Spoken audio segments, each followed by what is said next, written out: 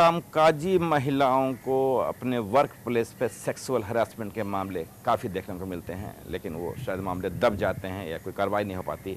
इस दिशा में राष्ट्रीय महिला आयोग क्या करेगा?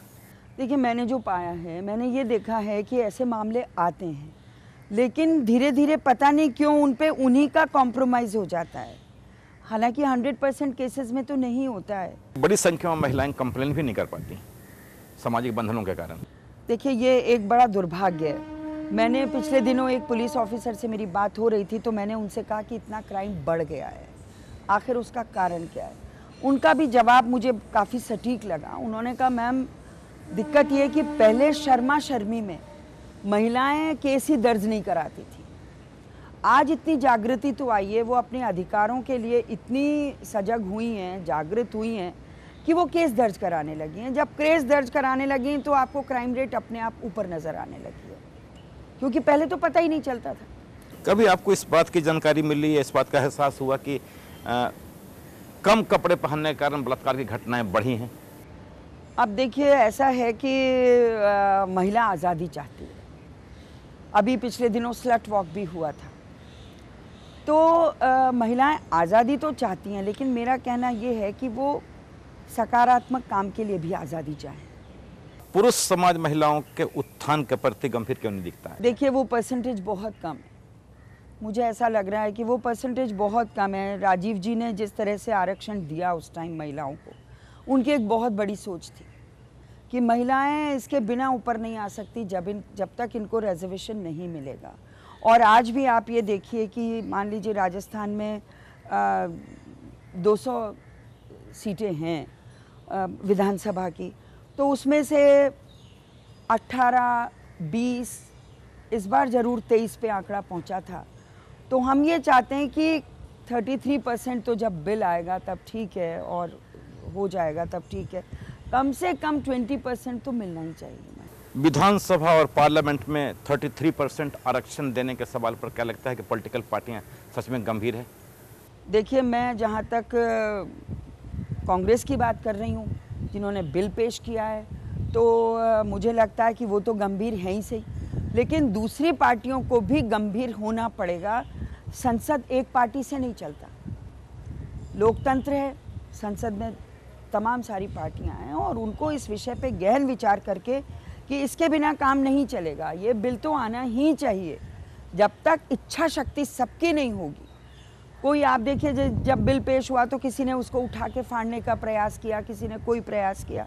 तो ये मानसिकता, इस तरह की मानसिकता से आप ये चाहें कि महिलाओं का उत्थान हो जाएगा, तो नहीं होगा। वो शोषण की एक जो मानसिकता, उसको ख़त्म करना पड़ेगा। लेकिन जो कई पॉलिटिकल पार्टियां हैं वो नहीं चाहती हैं कि महिलाओं को आरक्षण मिले, उनको पावर मिले। कि उनको चाहना पड़ेगा, कब तक नहीं चाहेंगे?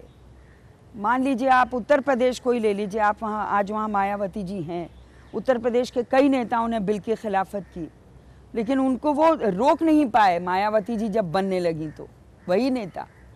तो इसलिए इस एटीट्यूड को, इस नज़रिए को तो बदलना पड़ेगा। कई ऐसे बीमारू स्टेट हैं जिसमें भ्रूण हत्या की घटनाएं रुक नहीं पा रही हैं।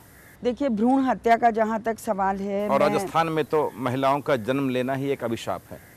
ये था किसी ज़माने में, लेकिन आज नहीं है, और भ्रूण हत्या पे भी राजस्थान में बहुत कमी आई है। राष्ट्रीय महिला आयोग के अध्यक्ष के नाते आपने महसूस किया कि विभिन्न राज्यों में जो महिला आयोग काम कर रही हैं वो अपने दायित्व के प्रति बहुत ज़्यादा सीरियस नहीं दिखती हैं? जैसे कई स्टेट्स तो ऐसे हैं जिनमें महिला आयोग की अध्यक्ष है ही नहीं, और कई आंध्रा में, जैसे मैंने सुना, 4 साल से नहीं है। क्या राष्ट्रीय महिला आयोग का दखल है स्टेट में? क्यों नहीं है?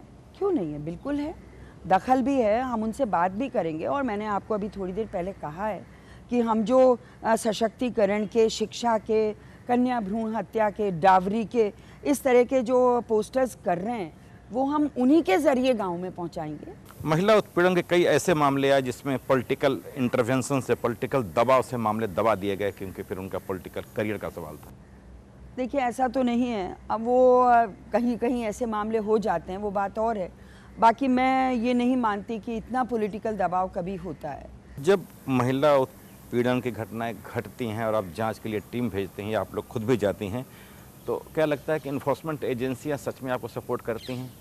देखिए कई बार क्या होता है कि बिल्कुल करती हैं, प्रशासन भी आ जाता है वहाँ, पुलिस भी आ जाती है वहाँ, लेकिन हमने देखा है कि मोलेस्टेशन और रेप केसेस, इनमें वहाँ जाने का नुकसान इतना सा होता है कि महिला अपनी बात को खुल के नहीं कह पाती सबके सामने। ये एक बड़ा ड्रॉबैक है कि या तो उनसे अलग बात की जाए, तो ना तो वहाँ जनता पीछा छोड़ती है, सब लोग आके बैठ जाते हैं कि क्या बात हो रही है क्या नहीं हो रही है, तो जो वो महिला है, जो पीड़ित महिला है, वो अपनी बात को ठीक से नहीं कह पाती। इसके लिए मैं कुछ ऐसा वो करना चाह रही हूँ कि उनसे अकेले में बात की जाए, कैमरा वगैरह से थोड़ा सा उनको दूर रख के बात की जाए, तो तथ्य और सत्यता सामने आएगी। और शायद वो इसलिए नहीं खुल पाती हैं क्योंकि उनको पता है कि शासन व्यवस्था ऐसा है कि जिसमें उनकी सुनी नहीं जाएगी और जांच होगी, जांच दब के रह जाएगा। कई जगह महिलाएं कहती हैं कि साहब हमको इस बात के लिए कहते इतने दिन हो गए, लेकिन ना तो जांच आई है, 3-3 साल से केसेस पड़े हुए हैं, उनका कुछ नहीं हो रहा है। कई जगह ऐसी शिकायतें हैं, आप ठीक कह रहे हैं, लेकिन उनको उस सिस्टम को बदलने के लिए हम प्रयास कर रहे हैं। क्योंकि इसमें तो जुडिशरी भी इन्वॉल्व है। अगर कोर्ट या अदालतें इस दिशा में सक्रिय पहल करें तो शायद न्याय मिल पाएगा जल्दी। बिल्कुल मिल पाएगा। अब रेप केसेस में तो कोर्ट काफ़ी वो रहता है कि सज़ा देता ही देता है 376 में। बाकी और जो मामले हैं उनमें कई जगह बड़ी नरमी हो जाती है, तो वो नहीं होनी चाहिए। महिला पुलिस थाना इसलिए स्थापित किए गए थे कि महिलाओं के खिलाफ अत्याचार में कमी आएगी। इसके लिए मैं रिकमेंडेशन भेज रही हूँ कि महिला थाने सब जगह होने चाहिए। जितना पहले क्या था कि हर थाने में एक महिला भी हुआ करती थी, तो वो महिला अपना देख लेती थी अगर कोई महिलाओं के केस वगैरह आते थे, लेकिन जब से महिला थाना खुलना शुरू हुए तब से उसमें थोड़ी सी कमी करके और इधर ज़्यादा ध्यान दिया गया। लेकिन महिला थाने सब जगह नहीं है, जो होने चाहिए। आप बिल्कुल ठीक कह रहे हैं। इसकी हमने सोचा है कि इसकी सिफारिश करेंगे हम होम डिपार्टमेंट में कि महिला थाना हर जगह। उत्पीड़न की शिकार महिलाएं जब आपके यहाँ न्याय के लिए आती हैं तो सच में उनको न्याय मिल पाता है?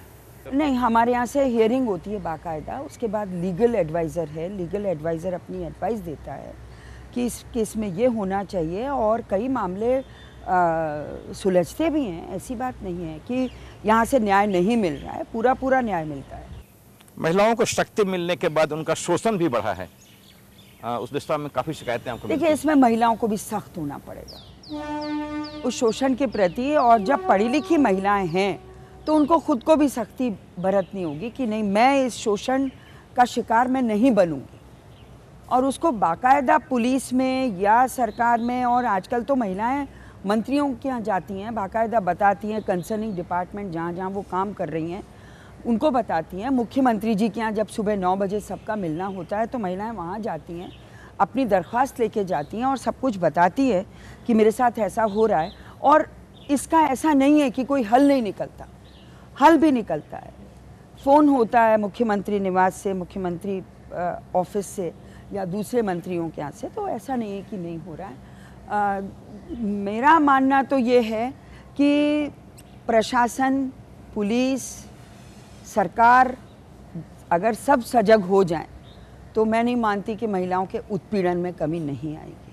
अंत में एक सवाल, राष्ट्रीय महिला आयोग में कई ऐसी शिकायतें हैं जिसमें आपसे कहा जाता है कि इसको दबा दो। देखिए, मैंने अभी कहा आपसे कि मेरे पास अभी ऐसा कोई भी मामला मेरे पास नहीं आया है, एक भी मामला नहीं आया है। 1 महीना होने जा रहा है, 4-5 दिन बाद, लेकिन मैं अभी तक मेरे पास ऐसा कोई मामला नहीं आया कि मुझे ये कहा गया हो कि इसको दबा दें आप। तो ये थी आज की बातचीत। अगले सप्ताह किसी नए मेहमान के साथ मिलते हैं।